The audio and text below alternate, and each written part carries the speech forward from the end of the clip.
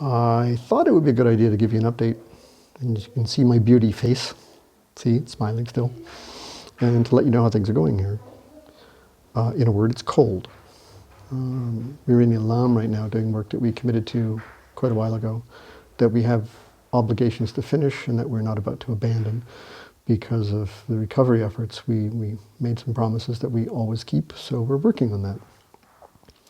But I thought I'd let you know what it's like in Tamakubari and in the central regions, Sindupalchak, Gorkha, and what it's like sleeping in a tin shelter.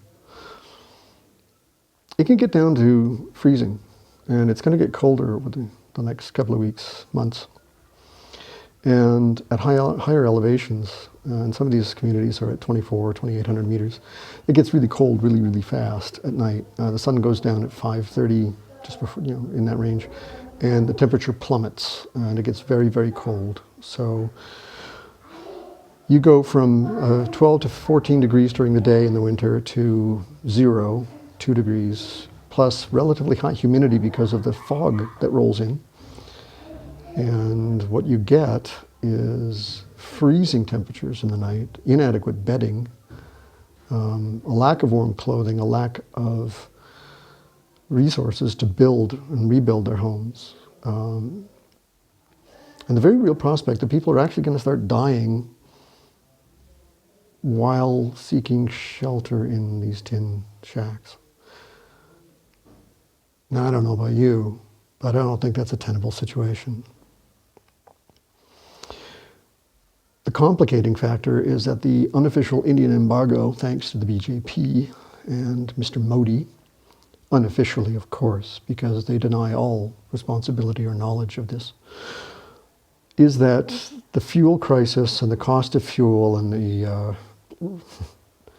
expense of getting supplies into the affected regions has skyrocketed. The other simple reality is that there are so many remote communities in such difficult to reach locations that even if we had mobilized an entire army of trucks and helicopters and we could airlift this stuff in, we still wouldn't be able to get enough in fast enough to prevent what is pretty much inevitable at this point. We're going to start seeing people dying of exposure.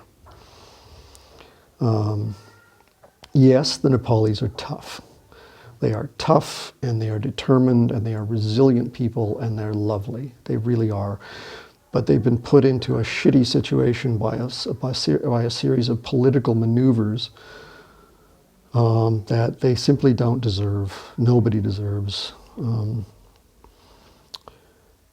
And we need more help. We need more help getting supplies in. We need more help with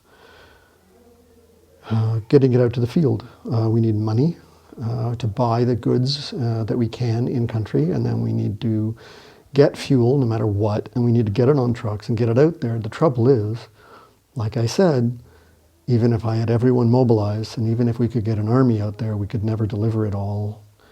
And the inevitable is we will lose people. And at this point, I think we're reconciled to that. I'm not happy with the idea. I don't think anybody should be happy with the idea of losing even one person. But that can't prevent us from making the attempt to save as many as we can. This cold weather is going to affect the very young, and it's going to affect the very old, and it will affect the disabled first. These tin shelters don't retain heat. They are very thin. There's no insulation. People are trying to heat with charcoal. Some people have already died of carbon monoxide poisoning. I wish I had better news. Anyway, so we're heading back to Kathmandu, and we're heading back out into Makwanpur to follow up on some project work there that we started. And then we're heading back out to Sindupalchak. I just heard from a colleague of mine at Himalayan Aid that we've potentially got another truckload or two of winter bedding and clothing that we can drop off. That will help one small settlement. We need more. We need a lot more. I appreciate, and we deeply appreciate, offers of help in terms of hands. And God only knows I could use your hands too. But honestly, right now I need money. We need money to buy supplies. We need money to rent trucks. We need money to buy fuel.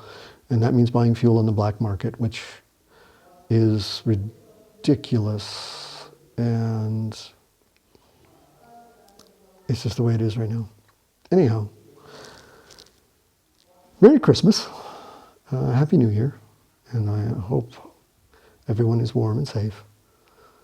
And we're trying to make that same difference here for the people in Nepal. Thanks.